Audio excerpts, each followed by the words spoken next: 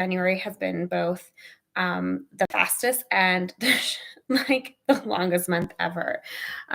So that is that. So the recommendations that came forward to council on Tuesday were the full suite of recommendations were to advance the south portion of the line. So that would be from the event center, or what they're hoping to call Grand Central Station. We need to get our own name that is like Calgary specific, like not copy what everyone else is calling it around the world, and advance down to Shepherd. And then the next part of the recommendations were to start working on the functional study and costing of the downtown. So two different, so kind of like all in there together. And so what happened is the mayor broke apart the recommendations where we could vote on different portions of the recommendations. And so what I voted to support was proceeding with, because we are at 60% design, able to start moving into construction on the south end, and knowing that that's where the stations support Ward 11 communities, knowing that that is our best chance of continuing to secure provincial funding at this point, hopefully securing federal funding with a revised application. I think it's really important that if that is sort of like the option that is on the table from the provincial government, that the residents who are down there and the businesses who are down there who are making investments, that we proceed forward with that. So voted to support that. Now, with respect to moving forward on the functional study and costing and design of downtown, I voted against those recommendations when they got broken out because though not a structural engineer or an architect, we have had many comments about the downtown alignment as proposed by the provincial government, and we know that there are some challenges and some risks associated with it, and I'm not in favor of it. And so I'm not in favor of spending funds and time to proceed forward with a bad design. And part of the reason we know it's a bad design is because a lot of this work was done, both elevated and underground, and at grade options were explored in the early days of the Green Line. A lot of this stuff was sent to the provincial government, studied ad nauseum. McIver, right, took 2 years to review it, and it continued to come back and show that an underground option was the best option. Now, why didn't the provincial government this time come to that conclusion when they directed AECOM to do a study? Because they forbid AECOM to look at an underground option. So they only could draw the conclusion that at grade or above ground would be the better option. They didn't have the suite of options before them to look at. So take that for what it is. If you're not allowed to look at an option as being a solution, you can't actually fairly evaluate all of them. So take that for what it is. So that is essentially how I voted. Yes, okay, we need something. Let's proceed forward. If this secures provincial funding. Now, overall, as a council, the way the votes worked out is that functional studying and costing of the downtown will proceed. And so that work is being done. And I guess we shall see. Now, what that means is that work is estimated to be completed in around 2027. When in 2027, a little bit TBD, but there is essentially in order for any of that work or construction to proceed forward, council has to approve that.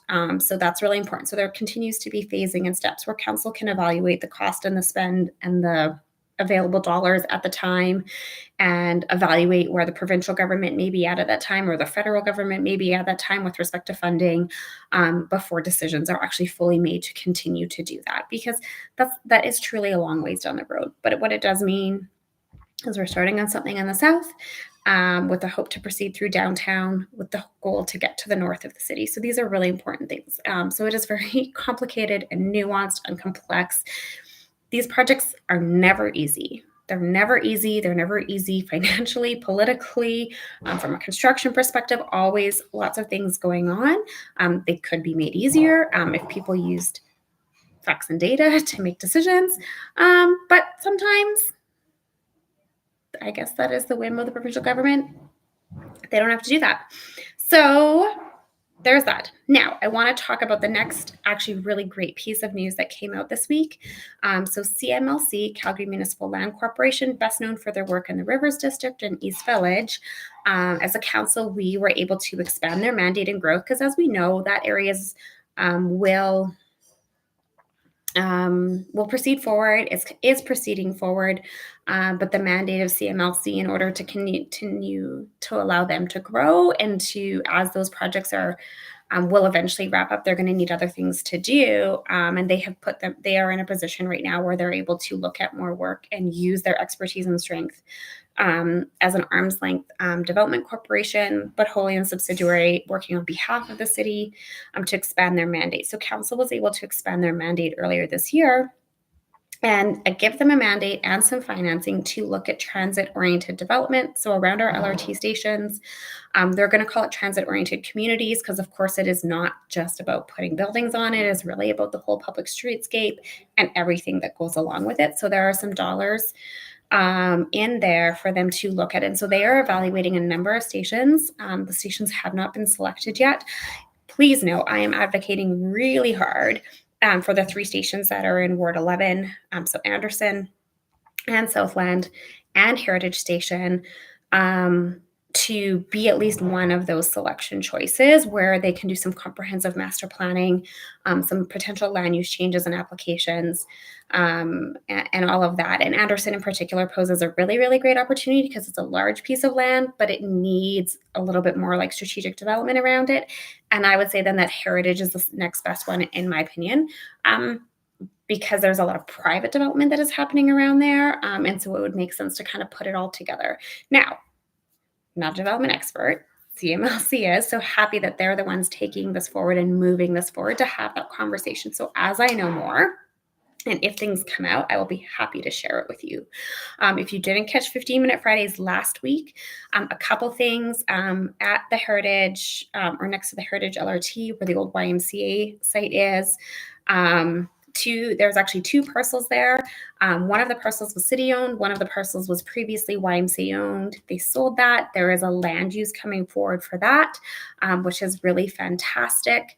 And then the city owned site, we were able to release that site through the non-market land sale to Liberty Housing. So there's something coming there.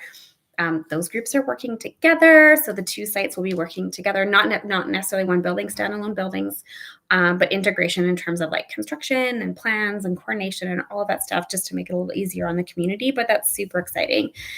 And then, of course, there's an application for where, if you're an old historic Calgarian, the Bonsai Water Slide site was. There was a Christmas tree lot there, but essentially the corner of Heritage and McLeod.